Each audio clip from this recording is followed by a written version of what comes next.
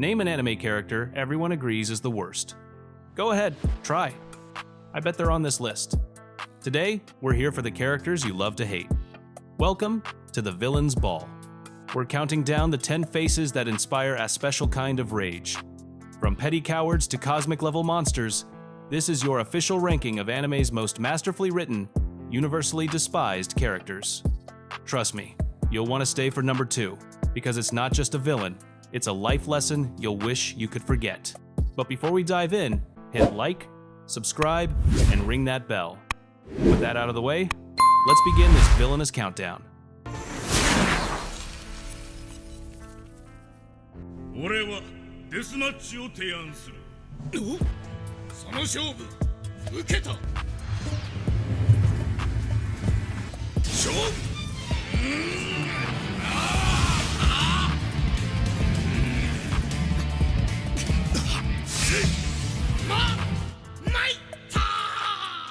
At number 10 is Tonpa from Hunter x Hunter.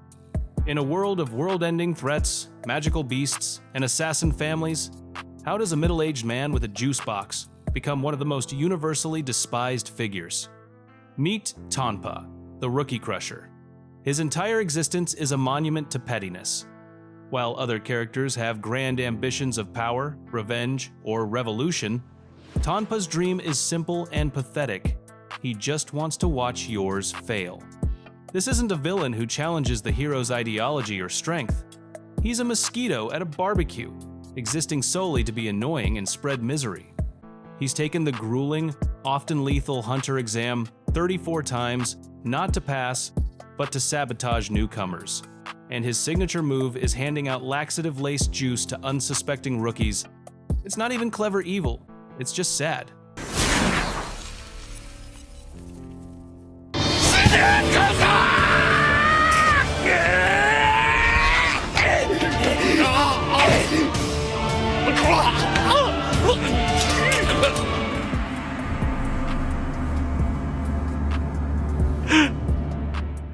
At number 9 is Nobuyuki Sugu from Sword Art Online. If Tonpa represents petty evil, Nobuyuki Sugu, aka Oberon the Fairy King in Alfheim Online, is its sleazy technological cousin. While the main antagonist of SAO, Akihiko Kayaba, had a twisted, almost romantic vision of creating a new world, Sugu has no such grandeur. His goals are horrifyingly mundane: corporate espionage, intellectual theft, and the most vile form of personal gratification. He's the guy who sees a tragedy like the SAO incident and doesn't see human suffering. He sees a business opportunity and a private playground. His hatred stems from a place of pathetic entitlement and real-world creepiness. He takes over the project not to free the stranded players, but to use their comatose bodies as test subjects for his mind control research, all while planning to force Asuna into a marriage to secure his corporate power. Inside ALO, he drapes himself in the guise of an all-powerful, untouchable king, using admin privileges to trap and torment Asuna in a golden cage.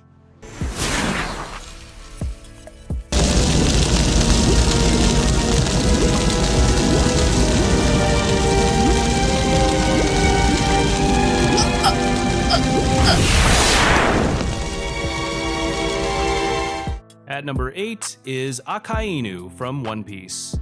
Stepping way up in scale from petty and sleazy, we hit the bedrock of ideological hatred, Admiral Akainu.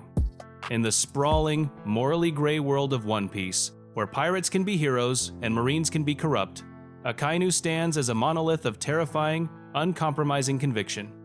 He doesn't just believe in justice, he believes in absolute justice. And in his worldview, absolute means any means necessary. No compromise, no mercy, no nuance. The hatred for Akainu is less about personal pettiness and more about visceral, traumatic impact. He is the architect of one of the single most devastating moments in the series, the killing of Port Gas D. Ace right in front of Luffy, but it's not just the act, it's the cold, methodical, almost bureaucratic way he does it. I hate your guts!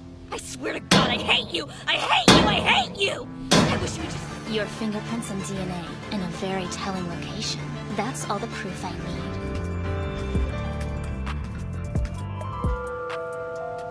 警戒してるんでしょ。 At number 7 is Kushida Kikyo from Classroom of the Elite. Welcome to the psychological warfare zone. Kushida from Classroom of the Elites, a villain for the modern, social media savvy age. On the surface, she's perfect. The ultra-popular, hyper-competent, unfailingly kind and helpful class idol that everyone loves and relies on. But beneath that meticulously crafted mask is a calculating, vindictive, and deeply insecure person whose entire life is a performance designed to control her social environment and destroy anyone who threatens her perfect image. The hatred for Kushida builds slowly, like a poison. She's not a physical threat, she's a social one. Her weapon is information, gossip, and social manipulation.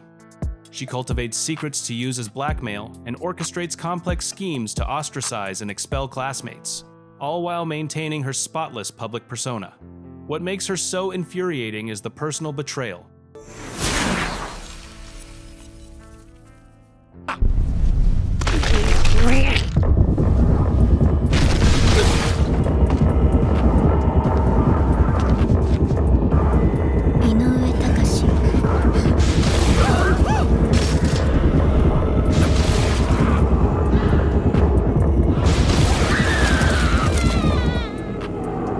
At number 6 is Makima from Chainsaw Man. If Kushida is a master of social manipulation, Makima is its literal, supernatural, apex predator. To call her a villain feels almost too simple. She's more like a force of nature wearing the skin of a beautiful, mild-mannered government bureaucrat. The entire first arc of Chainsaw Manus, a masterclass in audience manipulation that runs parallel to Makima's manipulation of Denji. We, like him, are drawn in by her cool demeanor, her subtle affection, her promises of a normal life. We want to trust her. And that is precisely why the betrayal is so catastrophic. Makima's evil is so profound, it recontextualizes every prior moment. Her affection was a scientist's notes on a lab rat. Her protection was the careful handling of a tool. She doesn't just use people. She breaks down their very sense of self, love, and loyalty, and rebuilds them as extensions of her own will.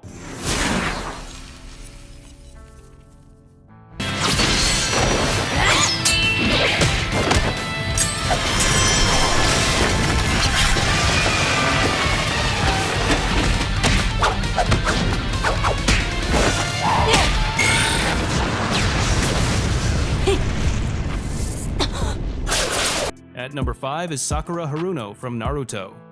Now we're entering controversial, legacy-defining territory.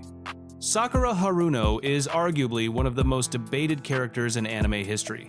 And for a huge portion of the fandom, that debate settled on a deep, enduring dislike. It's crucial to understand this isn't about her strength. By the end of Shippuden, she's one of the strongest kunoichi alive. It's about her narrative journey and her relationship with the audience's patience.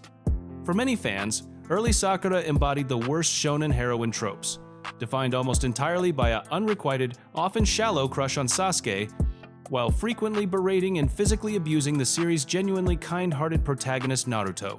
Her famous cry of Naruto, "Please bring Sasuke back," became a symbol of perceived helplessness in an arc. The Sasuke retrieval mission, where others were sacrificing their lives.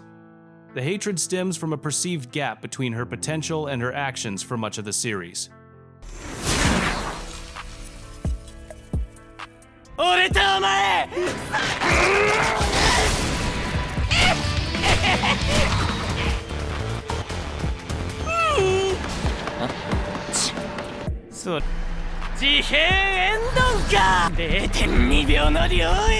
Number 4 is Mahito from Jujutsu Kaisen. What if evil was not only powerful, but found infinite, childlike joy in its own existence? That's Mahito. Born from the distilled hatred and negativity of humanity, he is a curse in the purest sense, and his power is a direct reflection of his ontological evil. He can manipulate the very shape of the soul. This isn't just about killing, it's about transgression. He twists and warps humans into grotesque art pieces, not out of strategic necessity, but out of boundless creative curiosity. The hatred for Mahito is primal and personal. He kills beloved characters not in epic battles, but in cruel, one-sided games. He learns and evolves through his fights, treating every encounter with a sorcerer like Yuji Itadori or Kento Nanami as a fascinating experiment. He laughs while committing atrocities. He doesn't have a tragic backstory to explain him. Number 3 is Why Tower of God went viral. Not just for its world building, but for the fandom's nuclear-level, unified rage toward one character. Rachel is the betrayal that launched 1,000 hate threads. Her sin isn't grand cosmic evil, it's profoundly relatably human pettiness, and that's what makes it cut so deep. From the very beginning, Rachel is the catalyst. The kind, innocent Bam enters the tower solely to find her, his only light in a dark world. And her first major act is to push him, the boy who loved and depended on her, into what she believes is certain death, stealing his spot, his destiny, and his hope. Creator SIU has called Rachel his most human character, and that's the key to the hatred. In a tower filled with superpowered beings born lucky, Rachel is weak, envious, and desperate. She sees Bam, who is effortlessly special and loved, and is consumed by the bitterness of being ordinary. Her motivations are often childish and spiteful. At number 2 is Griffith from Berserk. If Rachel's betrayal is personal and petty, Griffith's is mythological in its scale and cruelty. This is the betrayal that defines betrayal in anime. Griffith starts not as a villain, but as the ultimate hero. Charismatic, beautiful, brilliant, and driven by a dream so compelling it inspires hundreds to follow him to the ends of the earth. The Band of the Hawk isn't just his army, they're his family. And Guts, the series' protagonist, becomes his closest friend and most trusted sword. We, the audience, are right there with them, believing in the dream, which makes the eclipse not just a plot point, but a cultural trauma. After a year of torture breaks his body and spirit, Griffith is offered a path back to his dream at the ultimate price. He doesn't just accept, he activates the ritual. He consciously, deliberately sacrifices every single member of the Band of the Hawk to demonic apostles to be torn apart, eaten alive, and soul-raped. At number 1 is Sho Tucker from Full Metal Alchemist. And here we are, the number 1 spot, the name that, when uttered, sends a chill down the spine of any anime fan who has seen Full Metal Alchemist Brotherhood. Griffith's evil is operatic and world-shattering. Makima's is divine and manipulative. But Sho Tucker's evil is quiet, domestic, and so fundamentally perverse that it feels like a sin against reality itself. Sho Tucker, the Sewing Life Alchemist, is a failed researcher desperate to keep his state certification. When Edward and Alphonse Elric first meet him, he seems like a sad, single father who has miraculously created a chimera that can speak, a blend of a dog and his late wife. The brothers are disturbed but impressed by the advancement. Then, 1 year later, Tucker has done it again, creating a new, even more advanced chimera. And then it speaks. From the petty juice poisoner Tonpa to the universe-shattering betrayer Griffith, and down to the domestic monster Sho Tucker, this list shows that hatred in anime isn't one note. It can come from pettiness, from ideology, from manipulation, or from a violation of trust so deep it scars the audience itself. And loving to hate them, that's part of the fun. It means the story worked. It got under your skin. But let me know in the comments, who did we miss? And who makes your blood boil more than anyone on this list? The debate is part of the legacy. Thanks for watching, and remember to keep your chimeras safe, your friends closer, and never, ever accept a drink from a man named Tonpa. See you next time. Take care.